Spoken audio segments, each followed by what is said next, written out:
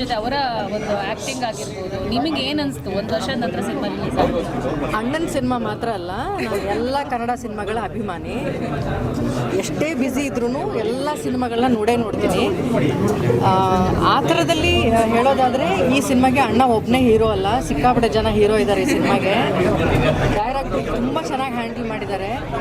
Normal ಸ್ಟೋರಿಗಳನ್ನ handle ಮಾಡೋದೇ ಕಷ್ಟ, ಅಂಥದ್ರಲ್ಲಿ ಈ ಥರದ್ದು ಒಂದು ಜಾನರ್ ಸಿನಿಮಾ ಇದೆಯಲ್ಲ, ಹೆದರಿಸೋದು ತುಂಬ ಕಷ್ಟ. ಅದರಲ್ಲೂ ಚಿಕ್ಕಣ್ಣ ಮತ್ತು ಅಣ್ಣನ ಕಾಂಬಿನೇಷನಲ್ಲಿ ಅವರಿಬ್ಬರನ್ನ ಇಟ್ಕೊಂಡು ಒಂದು ಹಾರರ್ ಸಿನಿಮಾ ಮಾಡೋದು ಇದು ಸುಲಭವಾದ ಟಾಸ್ಕ್ ಏನಲ್ಲ. ಈ ಟಾಸ್ಕ್ನ ಅದ್ಭುತವಾಗಿ ತುಂಬ ಚೆನ್ನಾಗಿ ಹ್ಯಾಂಡಲ್ ಮಾಡಿದ್ದಾರೆ. ಅದರಲ್ಲಿ ಫಸ್ಟು ಮಾರ್ಕ್ಸ್ ನಾನು ಕೊಡೋದಾದರೆ ಡೈರೆಕ್ಟ್ರಿಗೆ, DOPಗೆ ಮತ್ತು ಮ್ಯೂಸಿಕ್ ಡೈರೆಕ್ಟ್ರಿಗೆ. ಅವರು 3 ಜನ ಒಂಥರ 3 ಶಕ್ತಿಗಳ ಥರ ಈ ಸಿನಿಮಾದಲ್ಲಿ ತೊಗೊಂಡು ಹೋಗಿದ್ದಾರೆ. They have done A super job. ನಿಮಗೆ ಸಿನಿಮಾ ನೋಡದೇ ಇದ್ರೂ ಕಣ್ಮುಚ್ಕೊಂಡು ಕೂತ್ಕೊಂಡ್ರು ಅದೊಂದು ಹಾರರ್ ಸಿನಿಮಾ ಅಂತ ಫೀಲ್ ಆಗುತ್ತೆ ಬಿಕಾಸ್ ಆಫ್ ಮ್ಯೂಸಿಕ್ ಡೈರೆಕ್ಟರ್. ಆಮೇಲೆ ಪ್ರತಿ ಒಂದು ಕ್ಷಣದಲ್ಲೂ ಫಸ್ಟ್ ಹಾಫ್ಗಿಂತ ಸೆಕೆಂಡ್ ಹಾಫ್ ಚೆನ್ನಾಗಿದೆ, ಈ ಸೀನ್ಗಿಂತ ಆ ಸೀನ್ ಚೆನ್ನಾಗಿದೆ ಅಂತ ಅನಿಸೋದು. ಸ್ಕ್ರೀನ್ ಪ್ಲೇ ತುಂಬ ಚೆನ್ನಾಗಿದೆ. ಆಮೇಲೆ ಆ ಸಿನಿಮಾ ಒಂದು ಮೂಡಿಗೆ ಕರ್ಕೊಂಡು ಹೋಗುತ್ತೆ ಬಿಕಾಸ್ ಆಫ್ DOP. ಆಮೇಲೆ ಆರ್ಟಿಸ್ಟ್ಗಳಿದಾರಲ್ಲ, ಇವರಿಬ್ಬರು ಎಷ್ಟು ಸುಂದರವಾಗಿ ಕಾಣ್ತಾರೆ. ಈ ಥರದ ಸಿನಿಮಾಗಳಲ್ಲೂ ಆ ಅಪೀರಿಯನ್ಸಲ್ಲಿ ಆ್ಯಕ್ಟ್ ಮಾಡೋದು ಕಷ್ಟ ಇದೆ. ಆಮೇಲೆ ಅದಿತಿನೂ ಕೂಡ ತುಂಬ ಚೆನ್ನಾಗಿ ಆ್ಯಕ್ಟ್ ಮಾಡಿದ್ದಾರೆ. ಅಣ್ಣ ಚಿಕ್ಕಣ್ಣ ಅವ್ರದ್ದು ಕಾಂಬಿನೇಷನ್ ಜನ ಸಿಕ್ಕಾಪಟ್ಟೆ ಇಷ್ಟಪಡ್ತಾರೆ. ಅವರ ಕಾಮಿಡಿ ಸಿನಿಮಾಗಳು ನೋಡಿ ಜನ ಎಷ್ಟು ಇಷ್ಟಪಡ್ತಾಯಿದ್ರು, ಈ ಸಿನಿಮಾದಲ್ಲೂ ಅಷ್ಟೇ ಇಷ್ಟಪಡ್ತಾರೆ. ಈ ತಂಡಕ್ಕೆ ನಾನು ತುಂಬ ಹೃದಯದ ಏನು ಹೇಳ್ತೀನಿ ಶುಭಾಶಯಗಳನ್ನ ತಿಳಿಸೋಕ್ಕೆ ಇಷ್ಟಪಡ್ತೀನಿ. ಕನ್ನಡಿಗರು ಅವರಿಬ್ಬರನ್ನೂ ಅಂದ್ಕೊಂಡು ಬರ್ತಾರಲ್ಲ, ನಗಿಸ್ತಾರೆ ಅಂತ, ನಗಿಸೋದ್ರ ಜೊತೆಗೆ ಫ್ರೀಯಾಗಿ ಹೆದರಿಸ್ತಾರೇನೂ ಕೂಡ. ತುಂಬ ಚೆನ್ನಾಗಿದೆ. I really enjoy. ಶರಣ್ ಅವರು ಹೇಳ್ತಾ ಇದ್ರು, ಅಂದರೆ ನನಗೆ ಎಲ್ಲ ಜಾನರಿಗಿಂತ ಹಾರರ್ ಜಾನರೇ ತುಂಬ ಇಷ್ಟ, ನಮ್ಮ ಫ್ಯಾಮಿಲಿಯಲ್ಲಿ ತುಂಬ ಇಷ್ಟಪಡ್ತಾರೆ. ನಾವು ತುಂಬ ಅಭಿಮಾನಿಗಳಿದ್ದೀವಿ ದೇವದ ಸಿನಿಮಾಗೆ, ಭಕ್ತರು ಅಂತ ಇದೀವಿ ತುಂಬ. ಎಷ್ಟು ಎಂಜಾಯ್ ಮಾಡ್ತಾ ಇದ್ರು ಕೂತ್ಕೊಂಡು ಅಂತ ನೀವು ನೋಡಿದಾಗ?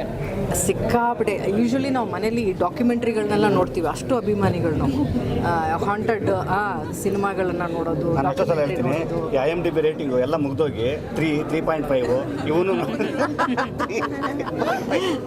ಇಲ್ಲ, ಐ ರಿಯಲಿ ಎಂಜಾಯ್ಡ್. ಎಲ್ಲರೂ ಎಂಜಾಯ್ ಮಾಡಿದ್ವಿ.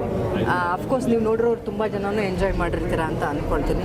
ಎಕ್ಸ್ಟ್ರಾಡಿನರಿ ಕ್ಲೈಮ್ಯಾಕ್ಸಲ್ಲಿ ಆಂಜನೇಯನ್ ಸಾಂಗ್ ಅಂತೂ it was highlight of the movie ಅಂತ ಹೇಳ್ಬೋದು. ತುಂಬ ಅದ್ಭುತವಾಗಿತ್ತು. ಆ ಸಾಂಗ್ ಕೇಳೋಕ್ಕೂ ತುಂಬ ಚೆನ್ನಾಗಿದೆ, ವಿಜುವಲೈಸೇಷನು ತುಂಬ ಚೆನ್ನಾಗಿದೆ. ಹನುಮಂತ ಆ ದೇವರು ಈ ಥರದ ಒಂದು ಸಿನಿಮಾದಲ್ಲಿ ಆ ಟೈಮಲ್ಲಿ ಬಂದಿದ್ದು ಇಟ್ ವಾಸ್ ವಾವ್ ಅನ್ನೋ ಥರ ಇತ್ತು ಎಲ್ಲ. ಹಾಂ, ನೀವು ತುಂಬ ದಶಕಗಳಿಂದ ಚಿತ್ರರಂಗದಲ್ಲಿದ್ದೀರಾ. ಹೌದು. ಒಂದು ಕನ್ನಡ ಇಂಥ ಅತ್ಯುನ್ನತ ಕನ್ನಡ ಚಿತ್ರಗಳಿಗೆ ಥಿಯೇಟರ್ಗಳು ಸಮಸ್ಯೆ ಕೊಟ್ಟಿದ್ದಾರೆ. ಚಿತ್ರರಂಗದ ವಾಣಿಜ್ಯ ಮಂಡಳಿ ಕೂಡ ಅವರು ಕೂಡ ಹೇಳಿದ್ರು, A+ ಎಲ್ಲರಿಗೂ ಹೇಳಿದ್ರು. ಇದ್ರ ಬಗ್ಗೆ ಏನು ಹೇಳ್ತೀರಾ ಮೇಡಮ್? ನನಗೆ ಕನ್ನಡ ಸಿನಿಮಾಗಳು ಒಳ್ಳೆ ಬಡ್ಜೆಟ್ ಸಿನಿಮಾಗಳು, ನಿರೀಕ್ಷೆ ಇರುವಂಥ ಒಬ್ಬ ಹೀರೋ ಬಂದರೆ 100 ಸಿನಿಮಾ ಥಿಯೇಟ್ರ್ಗಳಲ್ಲೂ ಆ ಸಿನಿಮಾ ಆ ಕಲಾವಿದಂದೇ ಹಾಕಬೇಕು ಅಂತ ಅನ್ನುವಂಥ ಕಲಾವಿದರು ಹೆಚ್ಚು ಸಿನಿಮಾ ಮಾಡ್ತಾ ಹೋದರೆ, ಒಳ್ಳೆ ಸಿನಿಮಾಗಳು ಮಾಡ್ತಾ ಹೋದರೆ, ಪ್ರೇಕ್ಷಕರು ಕನ್ನಡ ಸಿನಿಮಾಗಳನ್ನ ನೋಡ್ತಾ ಹೋದರೆ ಈ ಸಮಸ್ಯೆಗಳಿರಲ್ಲ ಅಂತ ನನಗನ್ಸುತ್ತೆ.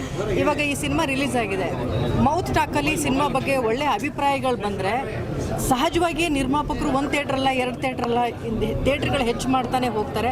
ಆ ಥರದ ಯಶಸ್ವಿ ಸಿನಿಮಾಗಳು ಹೆಚ್ಚು ಆಗಲಿ ಕನ್ನಡದಲ್ಲಿ. ಕನ್ನಡಿಗರು ಆ ಥರ ಸಿನಿಮಾಗಳನ್ನು, ಈ ಥರದ ಸಿನಿಮಾಗಳನ್ನು ಹೆಚ್ಚು ಯಶಸ್ವಿಗೊಳಿಸಲಿ ಅಂತ ನಾನು ಕೇಳ್ತೀನಿ.